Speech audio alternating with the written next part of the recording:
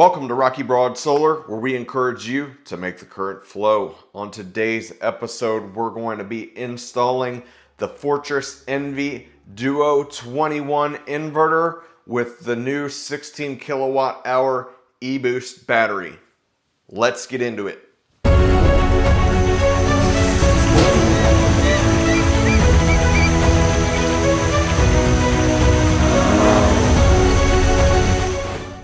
So the unit we're installing today is a combination of 3 different items that are all stacked together into one single unit. We've got the Fortress Envy Duo inverter. This is an inverter that's capable of taking 25 kilowatts of solar panels connected DC. It can make 16 kilowatts continuous output when connected to the grid, and it has 12 kilowatts of backup power in a backup situation. We've got the eWay junction box that mounts between the inverter and the battery. This is a nice little all-in-one unit where you can combine multiple batteries and cables to make the installation streamlined and efficient. Next, we've got the eBoost battery. This is a 16 kilowatt hour battery, which has a decent amount of storage. That's kind of where things are moving these days in terms of a standard wall mount battery. It's got some nice little caster wheels on the bottom, so you can just kind of roll it into place and bolt it to the wall. And we found that to be a really nice feature of this system. So right here, you're going to see me removing the main bonding jumper. That's that little green screw that punches through that neutral bar into the back of the enclosure. We're now running a new set of service wires from the utility meter over to a new emergency disconnect or service disconnect outside by the meter. Most jurisdictions, when you're kind of upgrading a service like this, are going to require that if they're running on the 2020 NEC or later. Right here, I'm cutting the service conductors using that nice Klein large gauge wire cutter, and I'm also using my nice little Klein large gauge wire stripper. These make working with these large service conductors a lot easier and efficient. I'll go ahead and drop some links down in the description. We're putting Noah Lux here on the wire. That's pretty standard. It's basically to make sure that this aluminum doesn't get oxidized and we have a nice solid electrical connection.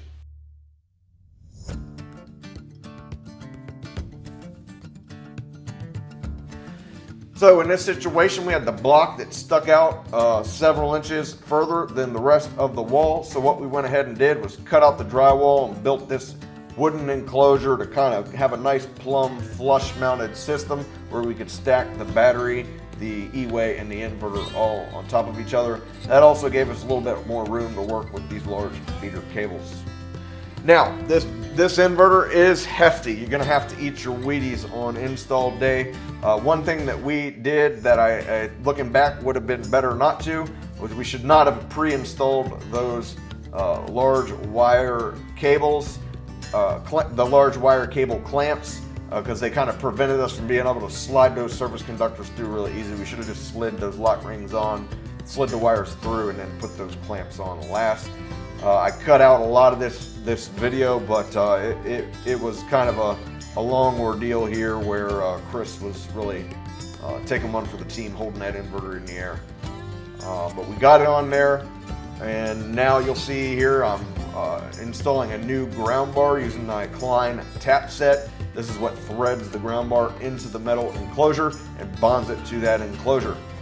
Because again, grounds and neutrals cannot be bonded in more than one location, and so we're having to now separate them downstream of the Duo. So you'll see I'm removing all these equipment grounding conductors out of the neutral bar, cutting them a little shorter, landing them in our new ground bar, and then we're going to land our new L1, L2 neutral and ground wires in the bus bars where they belong.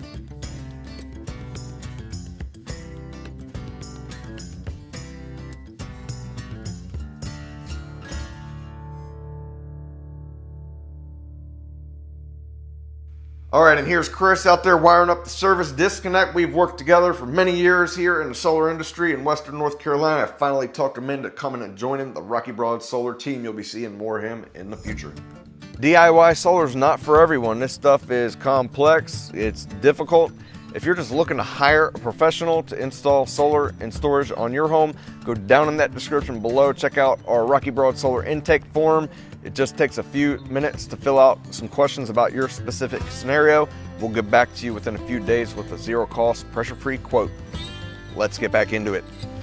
All right, so this is what used to be the main service panel. It is now a sub panel. Even though it's the entire panel, it's now our backed up loads panel.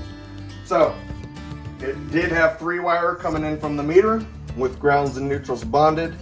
It now has 4 wire coming from the NV Duo over here. So we've got our ground hitting our ground bar with all of our ground wires. We've got our neutral coming into our neutral bar, which is jumpered and has all of our neutral wires. We have our L1, we have our L2. So over here in the NV, we've got our battery positive cables. We went ahead and did 2 cables from the bus bars down here in the eWay. Really like this eWay. We have a nice big opening here. It gives us a lot of room for wiring everything up. Some really big lugs on some bus bars, kind of pre-made, ready to rock for up to 3 batteries. So really like this setup here. We do have to crimp our little lugs on this end to terminate them against the bus bar. And then we landed our battery cables up in here with some ferrules on the end of the battery cables. Now this is fine stranded battery cable wire, 2-aught.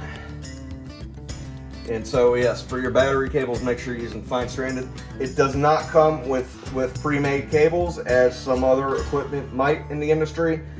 So just make sure if you're buying the system that you buy yourself some good 2-aught battery cable.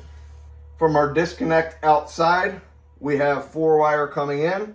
Our grounds are landing here on the ground bar or the PE bar for earth. We've got our neutrals back here landing in the neutral bar. These are isolated because again, we have our grounds and neutrals bonded upstream. And here we've got our L1 and L2 coming in from the grid. And then we have our L1 and L2s going out to our backed up loads panel over here to the right.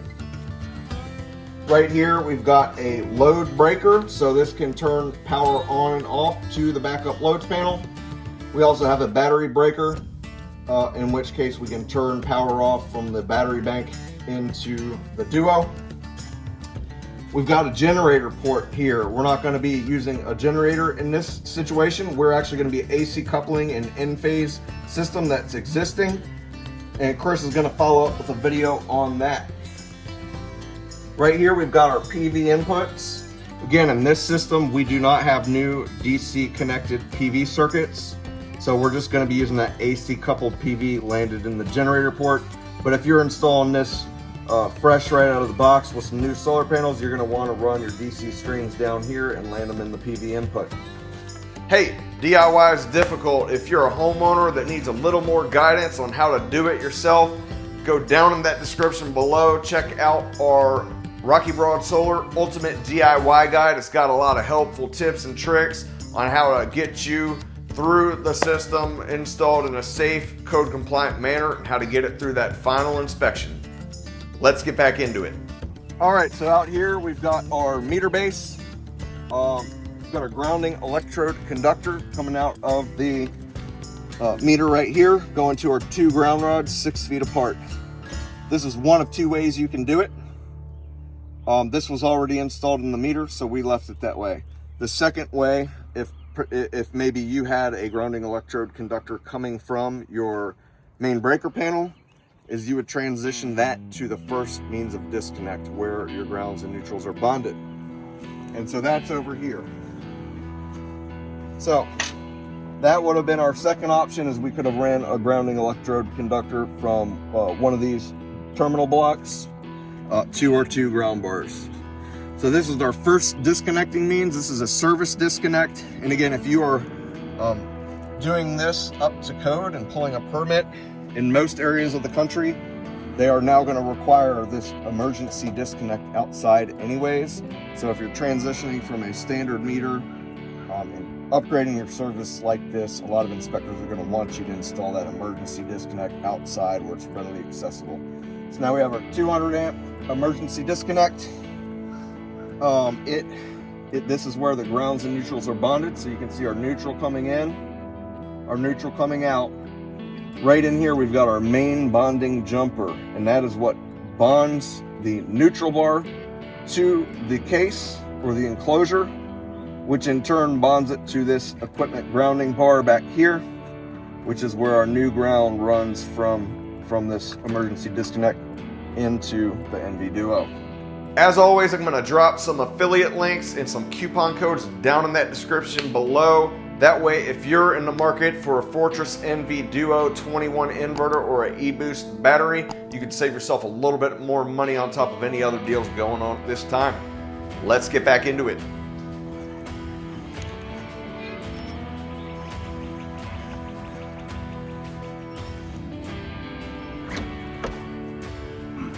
Anticlimactic. All right, that's how we like it. All right, and everybody, this is Chris, the newest team member here of the Rocky Broad Solar team. You'll be seeing more of him in the future. Got everything off. Okay.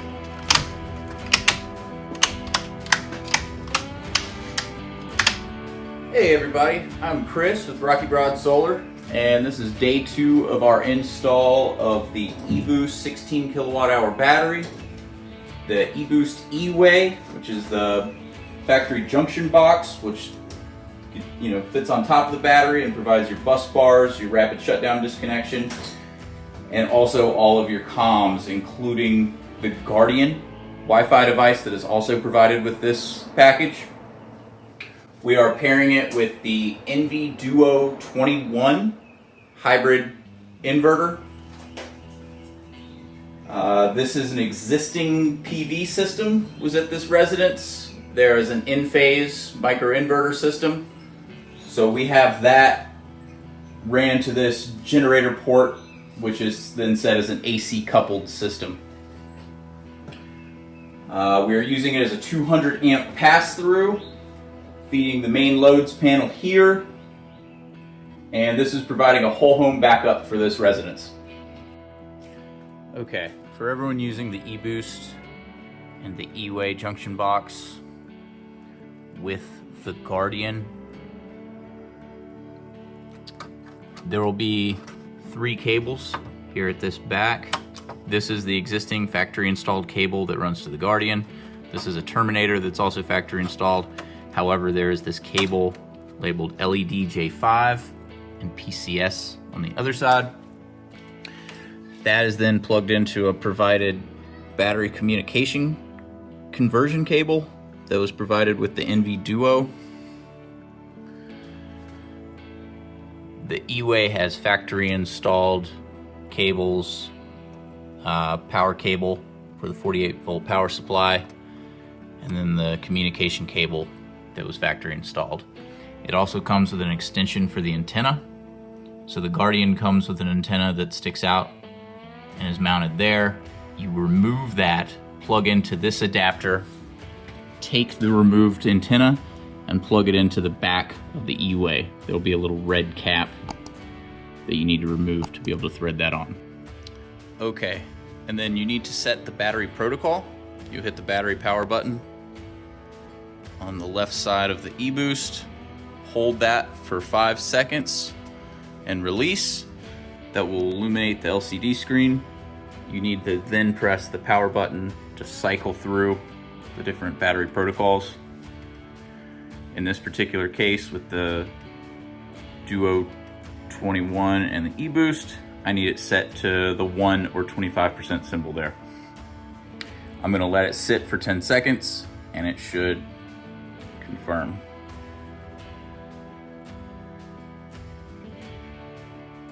And the protocol is set. If you're getting value out of today's content, do me a favor, hit that like button, subscribe, press the notification bell, or leave a comment down in the description below. Let's get back into it. All right, here's our first simulated outage. Grid disconnected. The notice I have is that the grid is currently disconnected, but I do want to show you how to set up the protocol and the LCD screen for the Duo. Go to settings, advanced, scroll down, and here you'll see battery type. For the EBoost, it'll be lithium. This was set up from the factory already correct, but it's something you definitely want to double check, is that you have this set to the lithium 18. So on the eWay junction box, there is a touch activated LCD screen that shows state of charge for the battery. On the NV Duo, we do have a touch screen activated LCD screen that'll show us, it's how you access the options screen, it's how you see any faults or alarms. Very similar to like a Solarc LCD screen here. It also allows you to see, like here's the AC coupled system. Cloud must have cleared because that just jumped up. You can see any grid. We are backfeeding due to having an interconnection agreement. You get to see line voltage, you can see state of battery charge. We do not have any DC system tied in here, so you'll see nothing there. I can show you daily consumption export. A nice little tool to have a physical LCD screen. So like I said, this battery can be wall mounted, floor mounted. There is a bracket for the wall mount. However, this one is floor mounted, and I use the L brackets that are provided to screw it into the wall surface. That is a great setup. There is also these casters that are on the ground. I'll have a close-up of that as well. And they allow for an adjustment. So once you roll it into place, you can adjust them and level them. That is a huge perk, and I'm really glad that Fortress provided that. That is a great improvement to some other systems that we've installed. So I think anyone that's installed at least one of these batteries, depending on, no matter the manufacturer, they're heavy. So anything to make our lives better in that regard is much appreciated. You can use 16 of these in parallel.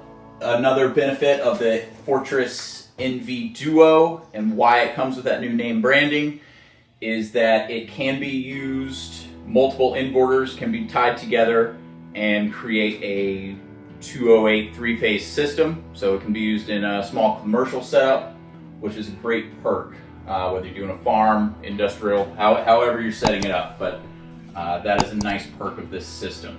Battery cables are not included in this package. That is a good thing to note. Fine stranded, 2-aught, 4-aught, whatever you're deciding to use, can be a difficult thing to find depending where you are in the world or country.